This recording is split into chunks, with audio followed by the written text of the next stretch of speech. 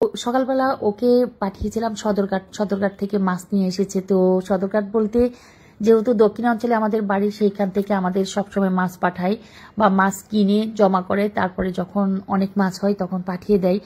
Recently গ্রামের নদীগুলোতে তেমন একটা মাছ পাওয়া যায় না, বিধেই আমার মাঝে মাঝে ঢাকার বাসায় মাছ কিনতে হয়। তো আজকে যে মাছগুলো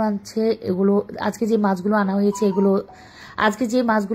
এগুলো আমাদের পুকুরের মাছ, কিনে আনা হয় না হয়তোবা। আমি জানতাম না যে আজকে মাছ আনবে। তো সকালে কলিং বেলের শব্দে দরজা খুলে দেখি ও সাজু। তো সাজু মাছ নিয়ে এসেছে, আর আমার শ্বশুর শাশুড়ি দুইজন তো বাসায় আছেন। ওনারা মাছ নিয়ে আসার পর দেখার জন্য রান্নাঘরে চলে এসেছে। তো আমিও দেখছিলাম। তো এগুলো যেহেতু আমাদের পুকুরের মাছ, দেখার একটা আগ্রহ থাকে, মুরব্বীদের সবার থাকে, যেমন আমারও আগ্রহ যে আমাদের পুকুরে কি মাছ পেলো। যেমন আব্বা চলে এসেছে দেখতে, আম্মা চলে এসেছে, বা কি মাছ পেলো, পুকুর থেকে কি মাছ উঠালো। তো আজকে যে মাছগুলো এনেছে এগুলো শোল মাছ বা সাট্টাল মাছ বলে আমার শাশুড়িটাকে। আপনারা কি মাছ নামে চিনেন অবশ্যই বলবেন। আমরা যেহেতু শোল মাছ বলি, বা অনেকে এটাকে জাগুর মাছ না, এটাকে মাগুর মাছ বলা, বা কি জানি একটা জিওল মাছ বলে, সরি, অনেকে এটাকে জিওল মাছও বলে। তো আমার শাশুড়ি একদম ছোট ছোট যে মাছগুলো, ওগুলোকে বলে সাট্টাল মাছ। আমার শ্বশুর আর শাশুড়ি দুইজনে বাসায় আছেন। তো ওনারা দেখছেন মাছগুলো যে কি কি মাছ পাঠিয়েছিল। তো আব্বা বলছিল যে একদম ছোটগুলোকে বেছে নেওয়ার জন্য, বড় ছোট মাঝারি 3 ভাগে যেন মাছগুলোকে আমি করি। তো আমি বড়গুলোকে একটা ঝাঁপিতে নিলাম, মাঝারিগুলো একটা ঝাঁপিতে নিলাম, একদম ছোটগুলো একটা ঝাঁপিতে নিলাম। যেহেতু মাছ পাঠিয়েছে এক্ষুনি, তো গুছিয়ে রাখতে হবে, নয়তো নষ্ট হয়ে যাবে। আর পাঠিয়েছে বাটা মাছ আর ফ্রিজে রাখবো না। বাটা মাছ আমার খুবই ভালোবাসার একটা মাছ, খুবই ভালোবাসি বাটা মাছকে। মনে হয় যেন একটা ভালোবাসার প্রতীক এটা আমার, মানে খাবারের মাঝে, মাছের মাঝে। এই কথাটা নিয়ে সবাই হাসে যে আমি নাকি বাটা মাছকে অনেক বেশি ভালোবাসি। এটা জাতীয় মাছ না, জাতীয় মাছ ইলিশ মাছ, বাট আমার কাছে মনে হয় যেন বাটা মাছটা আমার কাছে জাতীয় মাছ। পছন্দ করি বিধেই হয়তো আমার এই অনুভূতি, আমার এই মাছের প্রতি এতটা লোভ। তবে এই মাছ 2 ধরনের হয়। বাটা মাছের 2টা জাত, একটা একটু চ্যাপ্টা, একটা মাথা লম্বা। তো আমার কাছে মাথা লম্বা যেগুলো, এগুলোকে আমরা বলি চোখা বাটা। আমার এই কথাটা যদি আমার অঞ্চলের কেউ দেখে থাকেন বা শুনে থাকেন, হয়তোবা আপনারা রেসপন্স করবেন কমেন্টের মাধ্যমে যে হ্যাঁ, এটার নাম চোখা বাটা এই মাছগুলো। আর পাঠিয়েছে শিং মাছ। এগুলো কিন্তু বাটা মাছটা জাস্ট নদীর মাছ, আর শিং মাছ, আর চাঁদতাল মাছ বা শোল মাছের যে বাচ্চাগুলো বা শোল মাছ যেগুলো পাঠিয়েছে, এগুলো পুকুরের মাছ। তো এই তো কুটে কোনো রকমের ডোলে বা ঘষে উপরের একটু হালকা ফেলে দিয়ে তারপর ঢাকার বাসায় পাঠিয়েছে। এখন আব্বা আমাকে জিজ্ঞেস করে আমার মাছগুলো কাটাকাটি, কারণ কোনটা রান্না করব আব্বাকে জিজ্ঞেস করব বা আম্মাকে জিজ্ঞেস করব। ম্যাক্সিমাম আব্বাকেই জিজ্ঞেস করি, কারণ আব্বা উনি কোনটা খেতে পছন্দ করেন সেটাকে আমি প্রাধান্য দিই ইদানিং। আম্মা তো আমাদের নারীর জাত, উনি আমাদেরকে বুঝবেন যে আমি যেটি রান্না করি। উনি আবার সবকিছু খেতে পছন্দ করে না। উনি এখানে যে কোনো মাছ যেগুলো এনেছে একটাও পছন্দের ওনার না, উনি টাচই করবে না। হয়তো একটা বাটা মাছ যদি রান্না করি, একটা বাটা মাছ উনি খাবে, ওনার এসব মাছ পছন্দ না। আমি আবার সব মাছ খেতে পছন্দ করি, কোনো মাছ বাছি না, বাট কিছু কিছু ফেভারিট মাছ আছে, যেমন বাটা মাছটা। তো এখানে মাছ বেছে নিলাম বড় ছোট মিলিয়ে। আর আব্বাকে জিজ্ঞেস করলাম কি করব। তো উনি বলল যে বড় গরুকে একদম ছোট ছোট করে কেটে লাউ দিয়ে রান্না করার জন্য, হালকা ভেজে।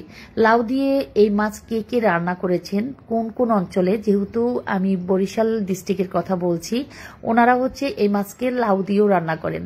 তো আমার মনে মনে অনুভূতি যে বাটা মাছ একটু রান্না করব, কারণ বাটা মাছ ফ্রিজে রাখলে হয় কি সাথে সাথে কেমন জানি শক্ত হয়ে যায়। এটা আমার একটু ফিল করা।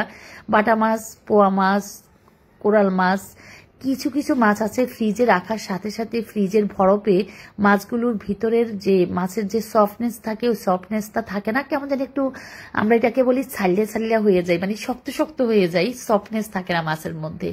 তো এইটু সকল মাছ ধুয়ে পরিষ্কার করে, যেহেতু গ্রাম থেকে পাঠিয়েছিল, সকল মাছকে ধুয়ে পরিষ্কার করে এখন আমি সব গুছিয়ে নিচে নামালাম। আব্বা আম্মাকে জিজ্ঞেস করলাম কি করব। তো আব্বা আম্মা আমাকে আব্বা আম্মা হচ্ছে আমাকে যেভাবে যে ডিসিশন দিবে সেটাই করতে হবে আমাকে বা করব, এটাই হচ্ছে আমার মেনলি কথা। বাটা মাছ পাঠিয়েছে, শোল মাছ পাঠিয়েছে, আর হচ্ছে শিং মাছ, 3 জাতের মাছ, বাট অনেকগুলো।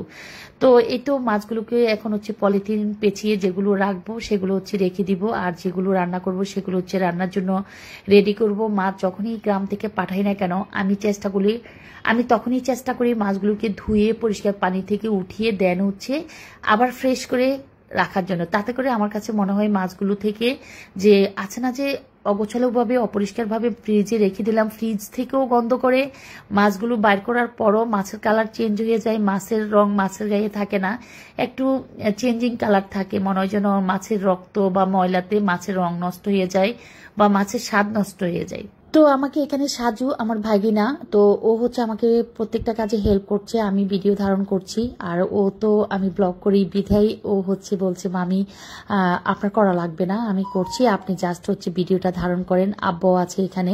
তো যেগুলো রেখে দিতে বলতেছে সেগুলো হচ্ছে পলিথিন পেঁচিয়ে তারপরে হচ্ছে রেখে দিচ্ছি, ফ্রিজে রেখে দিব। জাস্ট যেগুলো রান্না করব সেগুলো হচ্ছে নিব। তো যেটা রান্না করছি সেটাই শেয়ার করব। মাছগুলো এইভাবে রাখার পদ্ধতিটা কার কাছে কেমন লাগলো অবশ্যই জানাবেন। আপনারা কি মাছ বাজার থেকে আনার সাথে সাথে বা দেশ থেকে পাঠালে মাছকে আমি এভাবে রাখি, আপনারা কিভাবে রাখেন জানাতে পারেন। আমার কাছে একটু ধুয়ে রাখলে, পরিষ্কার করে রাখলে বা একটু হলুদ মেখে রাখলে মাছগুলো 1 সপ্তাহের মধ্যে বা 2 সপ্তাহের মধ্যেও যদি না খান, আপনার মাছগুলো একদম সতেজ থাকবে এবং কোনো আস্তে গন্ধ থাকবে না। ফ্রিজের থেকে মাছ বাহির করে রান্না করার পর যে একটা বাজে গন্ধ থাকে, মাছের স্মেল মাছে থাকে না, ওই জিনিসগুলো থাকে না। সেজন্য হচ্ছে কি গুছিয়ে রাখলো নিজের কাছে, যখন ফ্রিজ খুলে মাছগুলো দেখে যে না সুন্দর দেখাচ্ছে মাছগুলো, তখন নিজের কাছেও ভালো লাগে। তো এই তো মাছগুলো গুছিয়ে ফ্রিজে রাখার জন্য চেষ্টা করছি। আসলে কত কাজ, একটা ছোট্ট কাজ যে মাছটা ফ্রিজে রাখবো, এটাকে ধোয়া লেগেছে, পানি ঝরার জন্য ঝাঁপিতে রাখা হয়েছে, তারপরে হলো আবার এগুলাকে পলিথিন পেঁচিয়ে আবার রাখা হয়েছে। তো বাটা মাছটা বাইরে রাখলাম, মাছ ধুয়ে পরিষ্কার করে একটু হলুদ মেখে রাখলো, মাছ সতেজ থাকে। তো সবকিছু মিলিয়ে আজকে ব্লগটা এখানে শেষ করে দিচ্ছি। সবাই সুস্থ থাকবেন, ভালো থাকবেন, আমার জন্য দোয়া করবেন। সবার রমজান শুভ হোক, পবিত্রতার সাথে সবাই পালন করেন, এটাই এক কামনা।